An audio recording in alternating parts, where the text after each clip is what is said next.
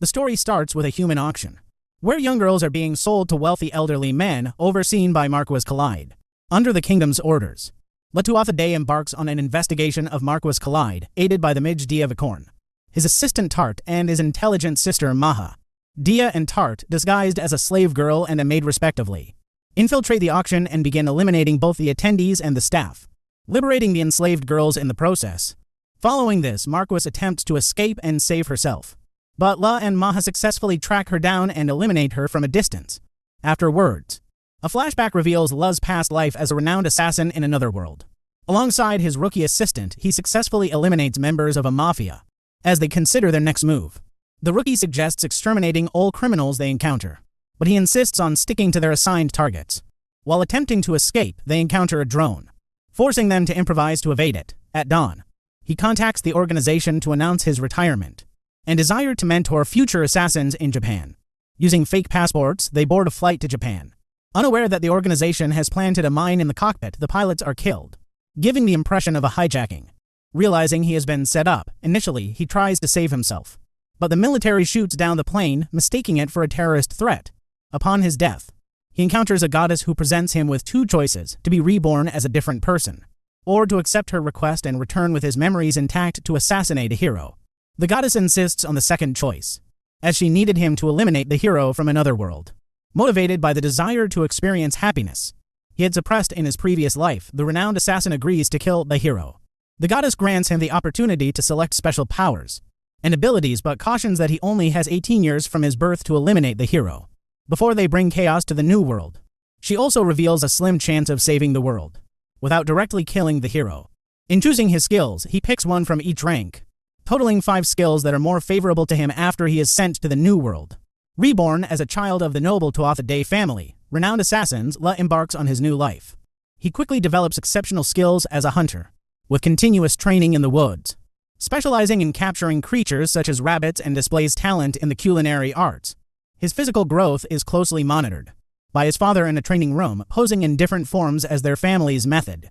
Their family is known as the most renowned medical family in the country, and also a secret assassination family that only takes orders from the royal family to punish nobles who tried to bring harm to the country.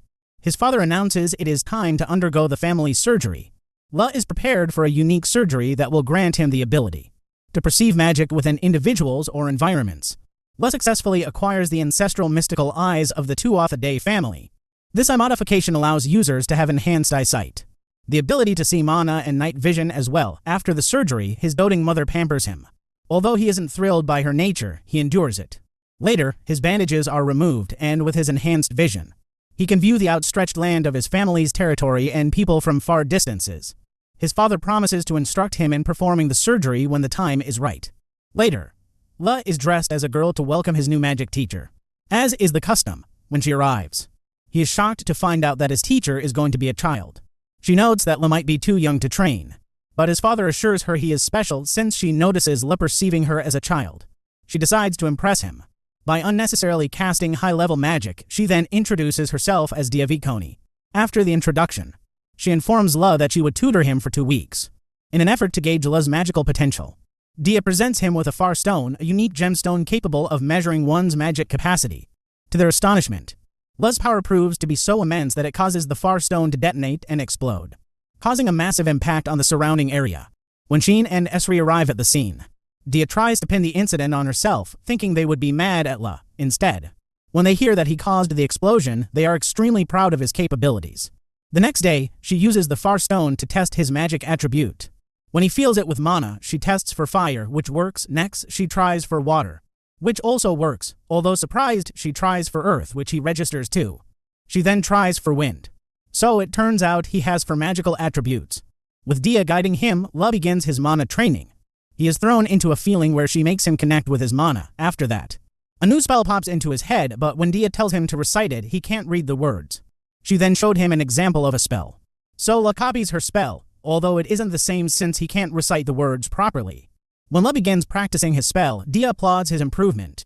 In their collaborative efforts, La and Dia delve into the creation of new spells, exploring the depths of magic together.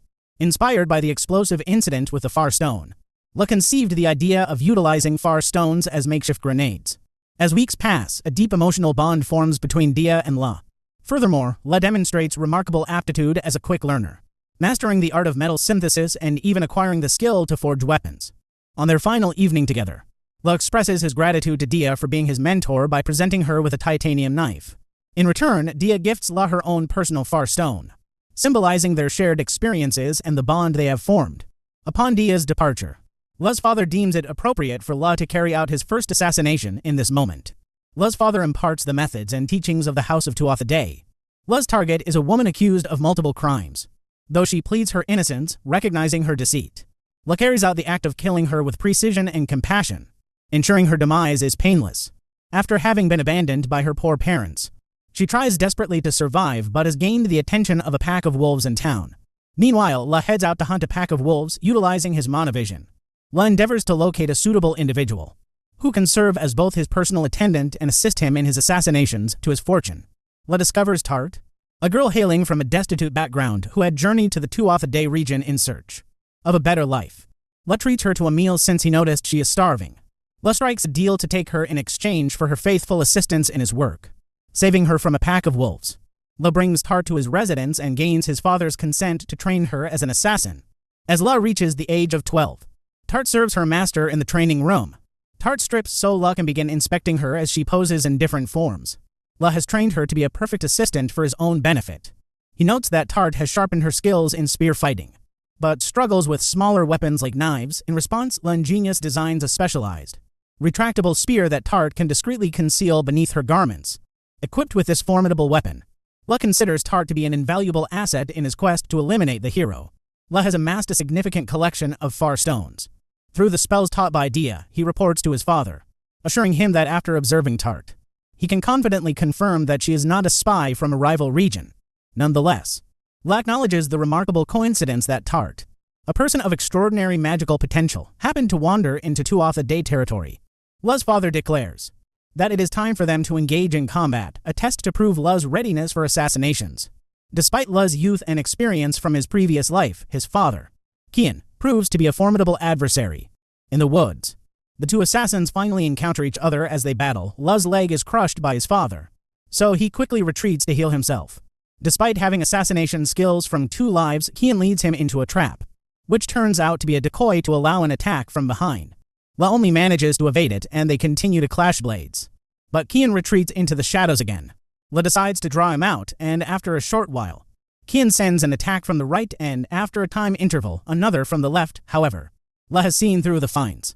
So when Kian descends from above to strike, the fight is over. La manages to be victorious. Following their duel, La joins Kian in carrying out assassinations of various nobles. Kian advises La to assume a false identity as a member of the Balor trading family to facilitate their work.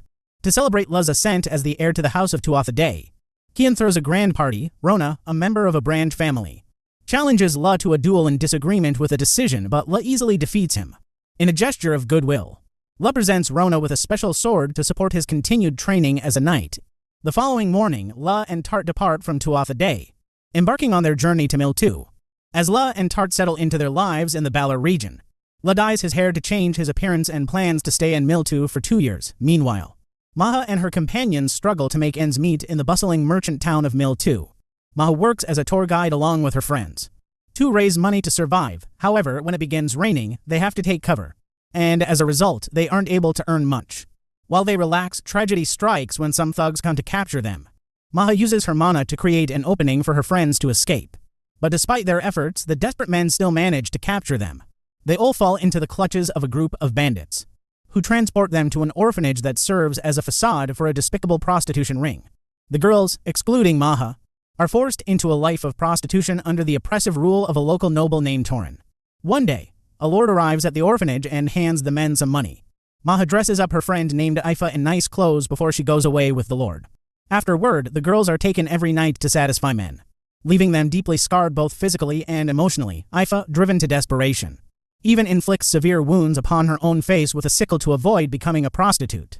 2 years pass, and La, now operating under the identity of Ilig Balor, eventually discovers Maha. He chooses to buy her. However, before he can secure her release, the orphanage director demands that he takes her after 3 days. This is because he plans to toy with her before then, at night. Esnoran takes her to serve a customer. Maha jumps out of the carriage in desperation and begins running away. However, Torrhen's men catch up with her using mana, and she is recaptured, but La, aided by Tart, manages to rescue Maha and unveils the noble's heinous crimes, resulting in his arrest. With the exposure and closure of the prostitution ring, Iva discovers that her scars have been healed, and Maha finds a new home and sanctuary with La. As Alig Balor, La continues his life. Mr. Balor presents him with a shop to start his trading endeavor at home. Tart and Maha, whom he has adopted as sisters, serve him dinner while they eat. La devises a profitable venture by establishing a cosmetics shop in Mill 2. This initiative serves a dual purpose: boosting profits for the Balor family and providing funding for La's ongoing assassination missions. The following day, La shares his shop plans with his adopted parents. However, Mrs. Balor, harboring a dislike for La due to his presumed status as a bastard child, initially holds reservations. Nevertheless, La presents a breakthrough: his creation of a moisturizer. When Mrs. Balor tries the moisturizer and witnesses its transformative effects on her skin, she realizes the potential of La's cosmetic product.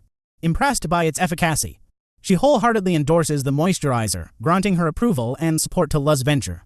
As La revolutionizes the market with groundbreaking products like lotions, moisturizers, and irresistible sweets, his shop, Orna, experiences unprecedented success.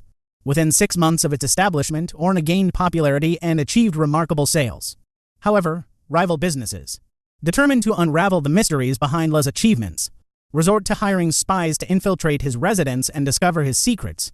With the assistance of Tart and Maha, La manages to capture at least one spy but struggles to extract valuable information. Even resorting to torture despite the challenges, La's business continues to flourish. He temporarily departs from Mill 2 to visit Dia, seeking to expand his magical knowledge and abilities. Together, they invent and transcribe spells while having fun alone. Later, Maha and Tart notice a strange smell after waking up from sharing La's bed with him. As they lift the blanket, they discover that La released something in his sleep. La interprets this as his young body's libido being active when he's unconscious. They playfully tease him about his body's natural instincts, but La starts to wonder if everything is still going as planned. He realizes that his basic instinct to mate might become an issue if he continues sharing his bed with the girls. After a successful business venture as Alig Balor in Mill 2, La determines that the time has come to conclude his life in that role and return to Tuatha Dé. He is determined to continue his training as an assassin and embrace the path that awaits him. La entrusts Maha with the important task of overseeing Orna, fully confident in her capabilities to expand the business and even reclaim her late parents' store. Despite the tragic circumstances surrounding her parents' demise, La promises Maha that he will visit her in the future, demonstrating his support and friendship. During their journey back, La and Tart encounter a pack of wolves that attack them. However, Tart effortlessly kills a wolf with a single strike using her wind magic. This incident leads La to observe that monster attacks on human settlements have grown more frequent, indicating the imminent arrival of the hero. Upon reaching Tuatha Dé, La receives a warm welcome from his mother shortly after he is summoned to his father's study. Kian presents La with a choice: to relinquish the life of an assassin and instead live a peaceful existence as a merchant. Kian acknowledges his own age and limited options, but emphasizes that La has the freedom to choose his own path, despite the opportunity for a different life. La decides to continue with his current lifestyle. He confesses his love for Dia and expresses his desire to marry her, which necessitates possessing the privileges of the Alvan Kingdom's aristocracy. Accepting his son's choice, Kian assigns La his first target as a fully trained assassin. La sets out on his first mission as a fully trained assassin, targeting Count Esbavenkaur, an aristocrat involved in the illegal trade of military secrets and the distribution of the dangerous drug known as Visine across the kingdom. Determined to uncover the truth and assess the Count's worthiness of his impending fate, La takes it upon himself to personally investigate the matter. Seeking assistance from Maha's information network, La and Tart travel to Pyziel, the kingdom's second-largest merchant town, where they confront and dismantle a criminal organization involved in the illicit trade of Visine. Witnessing the devastating impact of the drug on the mother of a young girl only strengthens their resolve. Subsequently, La and Maha visit the Count's opulent mansion in the Venkaur region, assuming the roles of Orna representatives to promote their products. La presents his new merchandise, impressing the Count, who takes a liking to him due to the product's ability to bring happiness to his wife. As night falls, La stealthily eliminates Count Venkaur using his latest weapon, a sniper rifle. However, he pauses to observe the Count's grieving wife, realizing the weight of his actions. Though La does not regret his decision to end the Count's life, he vows to etch this mission deep into his memory. It serves as a reminder that he is no longer a mere emotionless instrument but a free individual, aware of the significance and impact of his actions both in his past life and the present.